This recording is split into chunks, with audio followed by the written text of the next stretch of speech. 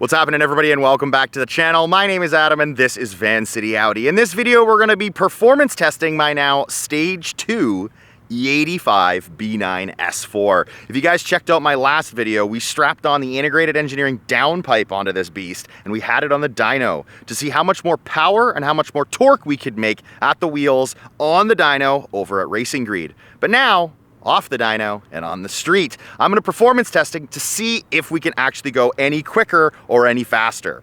So what I'll do is I'll go over all the parts. I hope we can get one hit and done. I hope there's not too much spin. It is a bit warmer. I'm out here earlier in the day today than I normally would be. We're in the middle of August and Mexico gets damn hot. So I needed to get out here a bit earlier. That's why the sun positioning is a little different, but whatever, that's my problem, not yours. So what I'm using is Integrated Engineering's Stage 2 E85 software paired with their TCU. And the TCU I've chosen to use today is their race launch file, and that's it. Not the race launch meant for slicks only. That's what I use on the drag strip when I'm using my radials. So I'll go through all the parts I'm using on my car and then we'll get to that run and hopefully accomplish my personal best today, because technically I'm making more torque than I ever have, so anything's possible. Here's the engine bay of my B9 S4 and the parts I'm using. CTS turbocharged pipe, IE turbo inlet, IE intake, IE intercooler. Now I've removed my engine cover. It's gonna be going back on for these runs,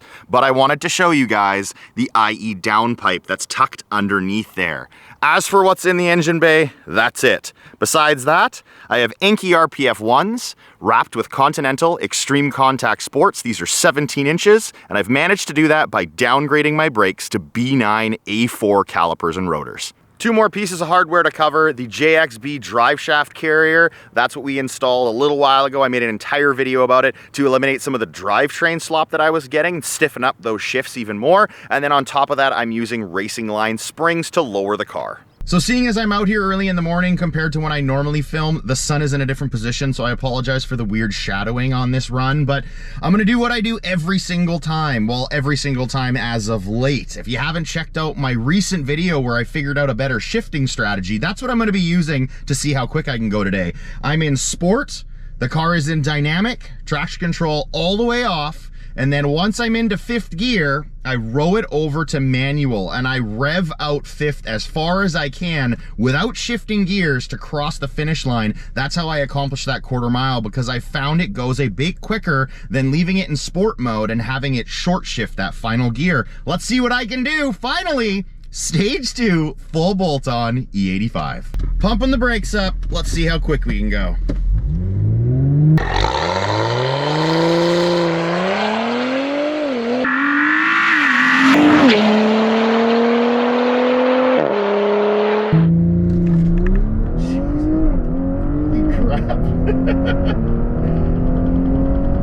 Really good. Fifth gear, rowing it over to manual. Damn! Feels really strong. Time to find out what we did. Thank goodness I came out earlier in the day to get this run done. It's supposed to be 2400 DA later once it heats up, but according to Draggy, it's 623 DA. I know that's not true. The DA always sucks on Draggy. I looked it up previous to this. It's about 800 DA. And thank goodness, because I just ran my personal freaking best. Now, I have gone faster before.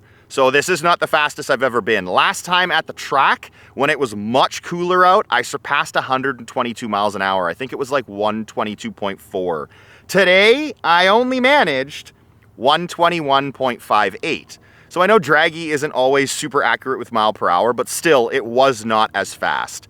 In terms of my 0 to 60 though, possibly the best I've ever done on the street. I'm not too sure. I'd have to check back. I should have probably looked before I started filming, but I managed a 3.16 0 to 60. That's pretty epic. At least I think so, on street tires. Like, that's pretty cool. Now, on my Draggy result, it says invalid. You guys just saw that run. I showed the exterior of the car. That road is flat.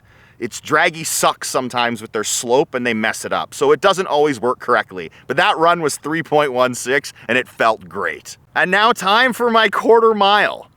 the quickest ET that I have ever accomplished, which is freaking weird when you think about it. And spoiler alert, if you haven't seen my dyno video, change videos, watch that and come back. I didn't make any more horsepower with that downpipe. So how the hell I went quicker, just grip, I don't know, draggy, maybe malfunctioning, who the hell knows? I just ran an 11.20 at 121.58. Now, definitely not the fastest I've ever gone. That's almost like a full mile per hour slower than I was able to do on the track in much cooler weather when I was stage 1. But I went quicker than I ever have by 1/100th. Now, I will mention, I've mentioned this in previous videos, and I've shown it in my drag racing videos, my draggy is consistently a few hundredths slow. So today I ran an 11.20. Normally when I'm at the track, if that's what my phone would show, I would have run like an 11.17, an 11.18. But because I'm not on a track, this is what I'm going with. I ran an 11.20, my personal best on the street. Now again, spoiler alert, I made more torque, and that's down low. So maybe I launched out of the hole better. Like the G's on that run were pretty damn good. So who knows, maybe one of those weird hero runs or a glitch on draggy, but my new personal best, 11.20 at 121.58. Car feels super good and healthy. I'm so thankful that I came out early because later today it would not have been this quick in the heat. So what's up next, guys? You're gonna have to stay tuned to find out. We got more parts to go on the car. We're gonna get back to the track and see what it can do. You're gonna have to wait and see. Thank you so much for watching, and until next time, take care.